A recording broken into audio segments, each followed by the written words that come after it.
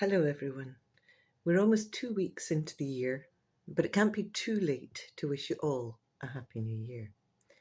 May 2022 shine in a way that its predecessor years could not. We need to consider January's inaugural acts of subversive kindnesses.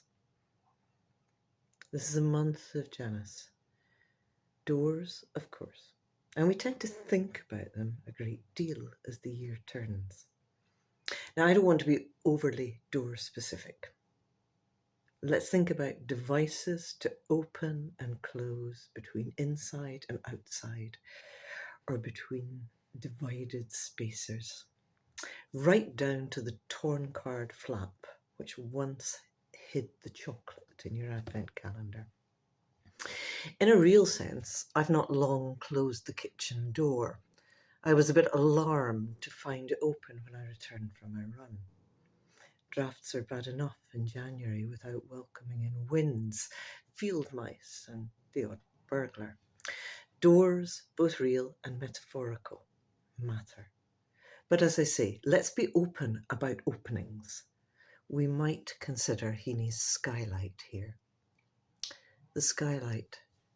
You were one for skylights. I opposed cutting into the seasoned tongue and groove of pitch pine. I liked it low and closed. Its claustrophobic nest up in the roof effect. I liked the snuff dry feeling, the perfect trunk lid fit of the old ceiling. Under there it was all hutch and hatch. The blue slates kept the heat like midnight thatch. But when the slates came off, extravagant sky entered and held surprise wide open. For days I felt like an inhabitant of that house where the man sick of palsy was lowered through the roof, had his sins forgiven, was healed, took up his bed and walked away. And that was from opened ground. From my perspective, any excuse to slip in the famous Seamus is absolutely justifiable. Even so, there it is, an opening changing everything. And in January, who can really refuse the offer of extravagant sky? And yes, even without the line break, how I appreciate that capitalization of sky. I mulled about doors in June 2019 when I was pedalling between Inverness and John O'Groats. Stopping off near Altlahara, it was a pleasure to prop my bike by Lochnaver and swim. Now, I am happy to think of my swimming being simply swimming outdoors. It's hardly wild. But of course, Strathnaver is also the scene of some of the most terrible happenings in our country's history. Tom Devine's wonderful book, The Scottish Clearances, describes how important it was for those being burnt out of their homes to try to save the door. Stones for building would be found. Turf for the roof could always be acquired, but the door was different, and doubly so in that nigh treeless landscape. Sometimes these kinds of details bring things home. As I pushed onwards to what is now named Betty Hill, on far kinder roads than those families knew, I found it hard to imagine how these people, already physically weakened and bereft, could manage to struggle to the mouth of the Naver, hauling a door for each family, if they possibly could. A door in place for warding off the elements, for keeping families safe, for some kind of privacy, for the makings of a home. A door in reality and a door in metaphors too. Too many years ago, I studied silversmithing at Glasgow School of Art. It was a huge privilege to be taught by the genial and very brilliant Yorkshireman John Creed. His extraordinary back catalogue includes wee jobs like making the chalice and ciborium for the 1982 papal visit to Scotland. I held that chalice long before the Pope did, and I can tell you, even empty, it was guy heavy. We were all a bit agog when John sneaked a TV into the design studios and we watched the pontiff hold it aloft, just with one hand around its Iona stone knob. Clearly, less frail than he appeared.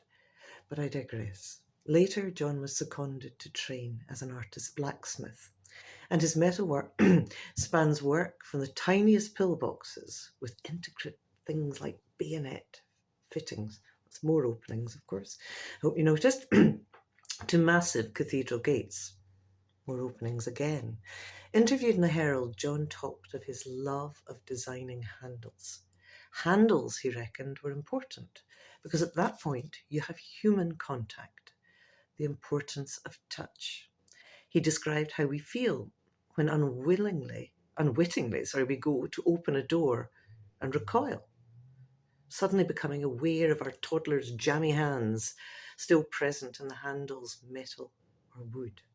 That stickiness. I find his thoughts on the importance of handles very, very special. They affect how we move from space to space, even if it doesn't always register consciously. Maybe some of you, like me, have a history of stripping back doors and not finding the right handle for a while. It's funny how adept you become at kinking a pinky into that space and suddenly realizing that really that's not the long-term aesthetic that you'd intended. And then I need to mention my beloved riddling Anglo-Saxons. Here's Peter Constantine's translation of one of those riddles. A curious thing dangles by a man's thigh, peeking out from under his mantle. A hole in its tip, stiff and hard. It stands up well to use. A man lifts his mantle above his knee to slide its hovering head into a hole that it has filled so often. A perfect fit. And I'm sure it's no spoiler alert to find the key there. And keys, of course, are all part of our concerns, as are keyholes and peeping people. You may be peeping through Brunelleschi's Gates of Paradise on the baptistry of Florence Cathedral, or you may be lifting a trapdoor into a cellar. What about the hinged pictures hidden in a locket? Now remember to close the farm gates and climb, if you really must, at the hinge side. My training in silversmith still makes me respectful of hinges. I think about those on the washing machine door. So many glass doors like that, where we can see as they function.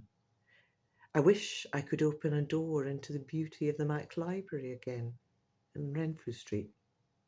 I'm not so sure about the Doors as a band, but I'd happily have heard less of them at Jim Morrison's grave at Père Lachaise. Remember those lines of strap things they used to hang at open doors? In Italy, there was a sort of furry snake variant, I recall. I remember students dancing through them, but that's another story. They gave a modicum of separation, I suppose, little more. At the opposite end, I can still hear the opening bit of porridge on television. And even now, you can hear the slade doors clanging. BSL, like spoken English, is full of local terms.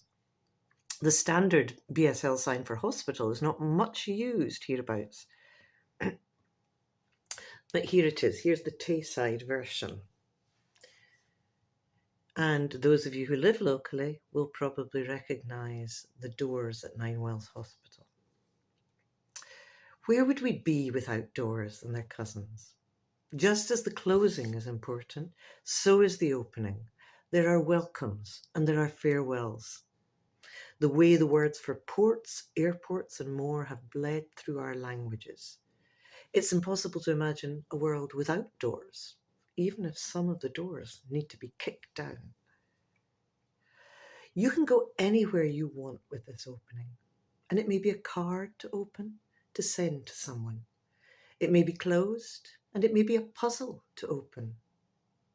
Maybe your solution will hang from a handle or be posted through someone's door. I don't know yet, but I actually look forward to learning how you go through your doors. Now, going back to another clearance site, I have to finish with Sorley MacLean's thought that time the deer is in the wood of Halig. And I recognise I have free range through your time and through many spaces.